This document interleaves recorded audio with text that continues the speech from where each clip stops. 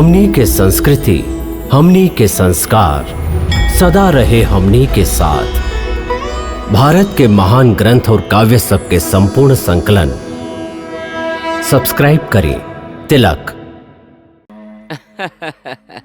सत्यभामा, देख लेहलू माई के प्रभाव।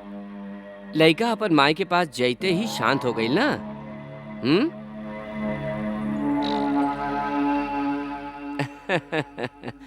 जा जा, अब तू हो अपन कक्ष में जाके आराम से सूत जा। हम महल के पूरा सुरक्षा देखे के बाद ही अपन कक्ष में जाए। जा।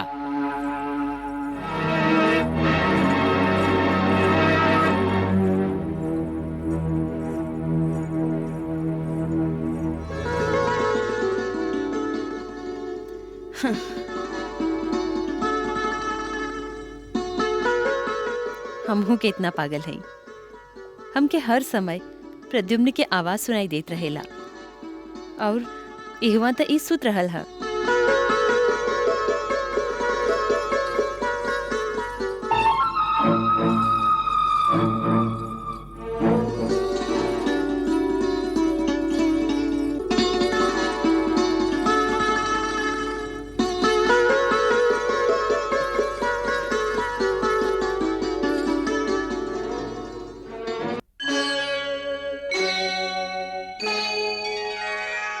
अब हम अपन कक्ष में जा रहल हई। यदि कोनो भी तरह के खतरा नजर आए तो हमके तुरंत सूचना दिहा। जय आज्ञा।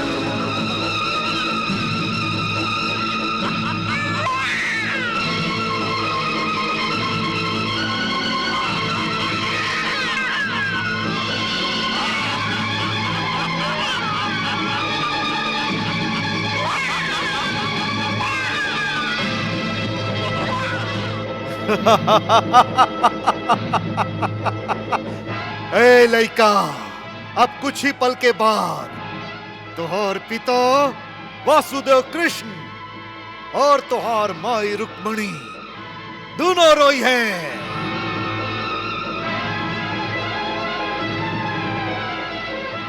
पुत्र वियोग के दुख अपन आत्मा के कितना गहरा चोट पहुंचावेला, एह बात के एहसास उ दोनों के होई।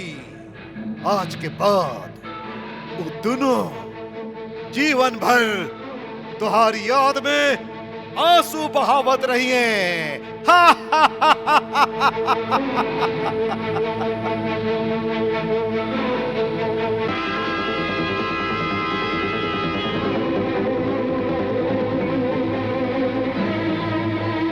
अरे त्रिलोक के सगरे प्राणी लोग, हम शंबरासुर अब अपन प्रतिज्ञा पूरा करे जा रहा हैं। जे कृष्ण हमरा से हमार बेटा छीन ले रहे, हमहू ओकर बेटा छीन ले हैं। जे कृष्ण हमार बेटा के वध कैलास, अब हम ओकर बेटा के वध करे जा रहा हैं।